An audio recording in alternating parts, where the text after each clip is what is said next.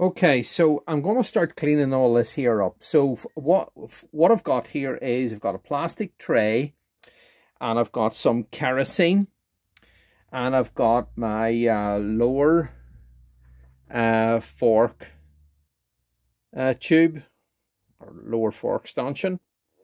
You can see that it's horrendously greasy and oily and grimy and dirty down in there. And I've got this here, which I've pinched from the kitchen. This is a bottle brush. I was looking there to see if we could get one long enough, and I think that one there is long enough to do that. So that'll be a necessary part for that there. So let's just clean this up, or clean these up, both of them, and then get them prepared for painting. Okay, guys. Oh, and I've also got this thing here, which is this is a thing called a radiator brush. Actually, for going down the back of radiators in your home, and it's perfect. It can go right down in there. So maybe I should return that to the kitchen before my wife finds out I've got it out here. Okay, guys, all the best. Right, so I was letting that steep in there for just a wee minute or two. I'll maybe pour just another drop into it, and I'll use this brush. I think that's maybe safer all round, you know, rather than me risk it with the wife. But yeah, look, that's absolutely perfect. And look at that that grime there coming out of the end of that.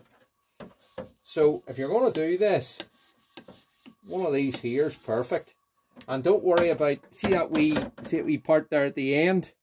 Don't worry about that wee part there stopping you, because it'll come out that hole there at the bottom, you know. And so that'll allow you to get right down into the bottom. So let's just give it another go and see what happens.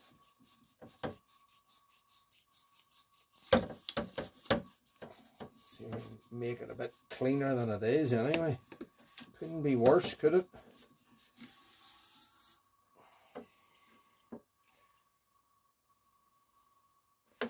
Okay, look at the colour of that kerosene already.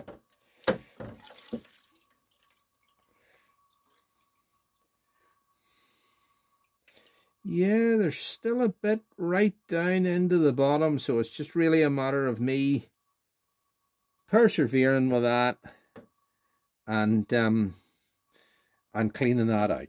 Okay, guys, I've got this long artist brush as well, and another one that I've cut down a wee bit.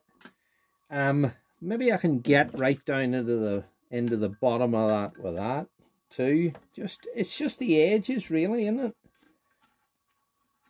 Just to sort of, oh yeah, that's perfect there.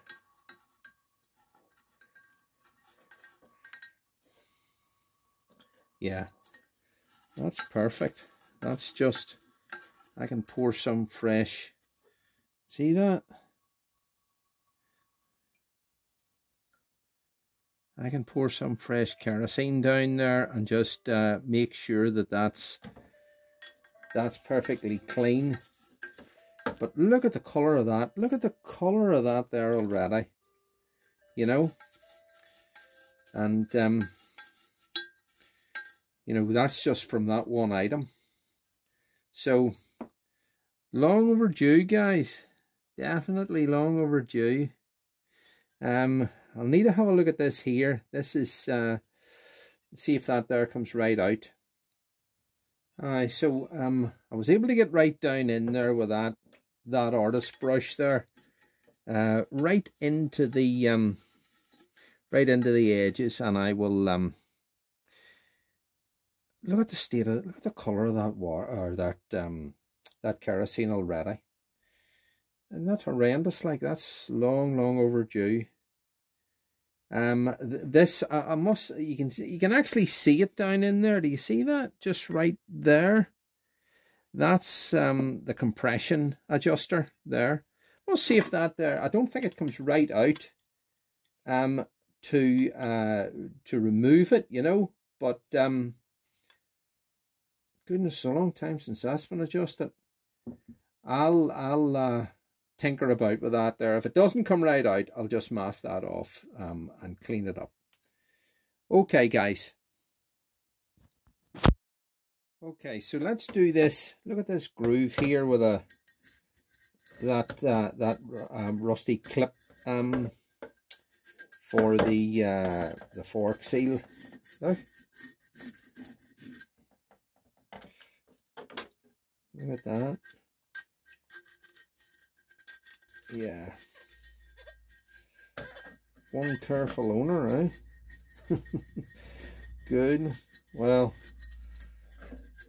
anyway, it's getting the makeover now.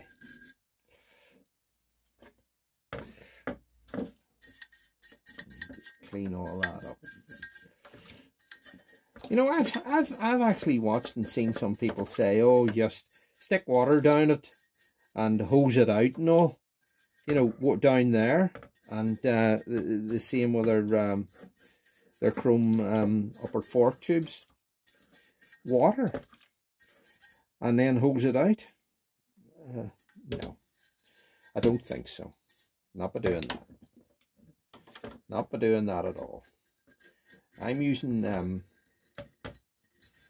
kerosene here, and then it'll be all cleaned out and dried and prepared and restored. There you go. Hate to go on about it, but that was clean kerosene whenever I started, and that's only 2 items. Okay, guys.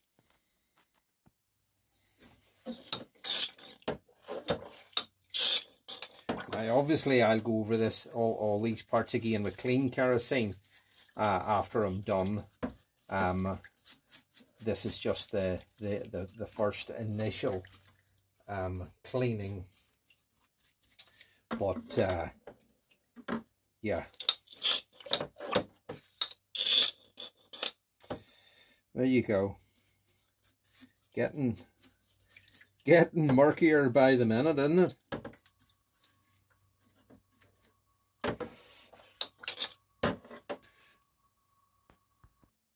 Okay, so that's after the initial clean.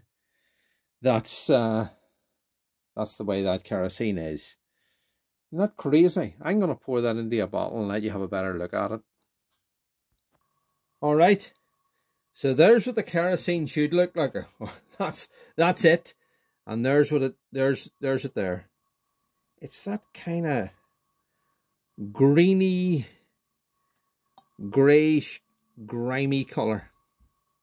Isn't that absolutely that? Now that's after the initial clean of those parts. That's crazy, isn't it? So you take that along with that and that of the fork oil.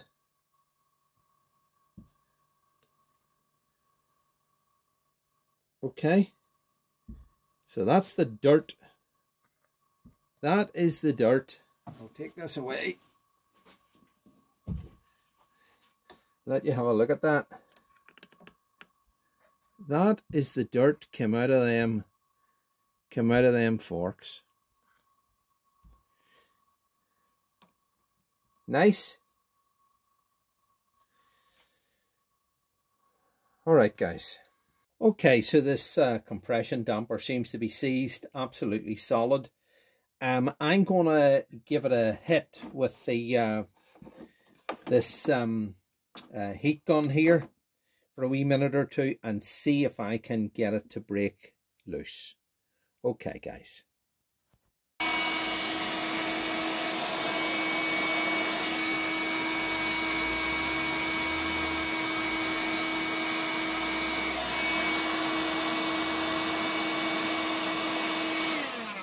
Right, let's give that a go with this big screwdriver and see.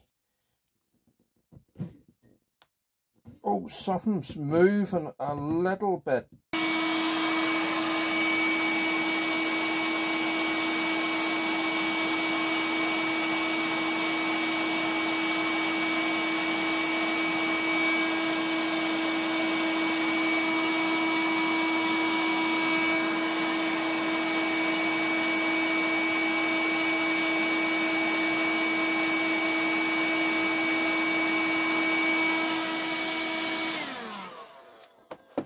Right, we'll give it a wee drop of penetrating oil now. All right, and I'll dress the end of this big screwdriver here and make sure that it fits that perfectly. We'll try and loosen that. Okay, so let's see if we can get any movement in it at all. Oh yeah, something's happening. Yep, starting to free up a wee bit. Okay. That's good. Right, I'll spray another wee drop of penetrating oil around that and let it soak in for a wee while and then give it another go. Right, let's try this again. It's important to, you know, even with a big screwdriver like this here, to have the end of it absolutely, you know, dressed perfectly, that it fits that slot. So it was, oh yeah, look at that. Perfect. Yeah. Oh, I'm happy with that. The other one goes the same way. We're flying. That was absolutely sea solid at the start. Now it's working great. Okay, just got to work at these things, guys, to get them to be right, you know. Obviously doesn't come right out, and that's all right. That just means to say I can take it right out as far as there, clean it up and mask it, and then do these forks. Okay, some 400 grit, and we'll get this rubbed down a wee bit, and get a base coat on it anyway. We're washing it out again, you know,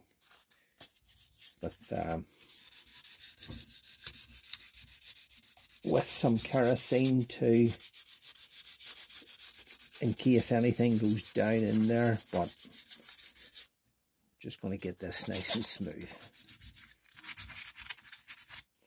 Okay, red Scotch Brite next, and that's looking really good. And then it's blue off the airline. I'll put some acrylic thinners on it, or acetone. I'll hit it with the heat gun, and then I'll mask off some parts here and there on it and get a base coat on it. Okay, so I'm going to be using this here, satin black, tough paint, Simonize. Okay, so just use the heat gun, make sure everything's right, and just give it a coat. Okay.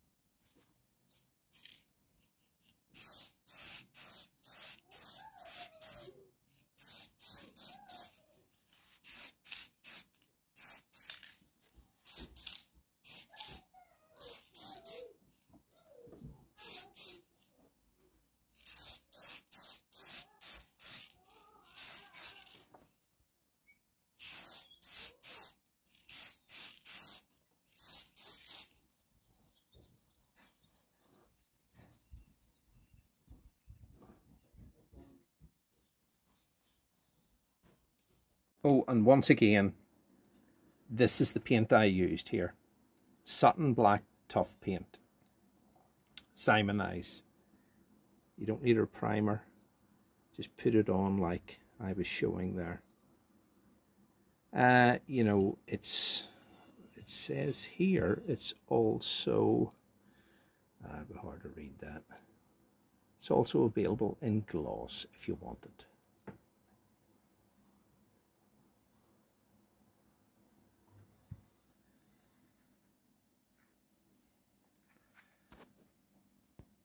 All right, guys.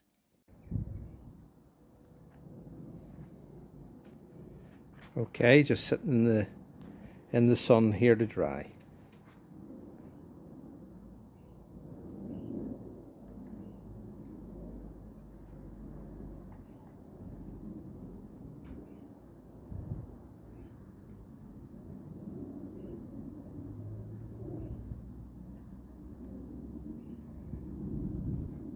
Very happy with that. Now I know the stock finish is it's bordering on being gloss, but you know, I really didn't want to go for gloss paint on this, and I think that satin has just got the right amount of sheen to carry off the look that I want. Okay, and as I say, it's also essential, you know what I mean, you wear a mask, a proper mask, whenever you're doing something like that. You know, there's the other one done too.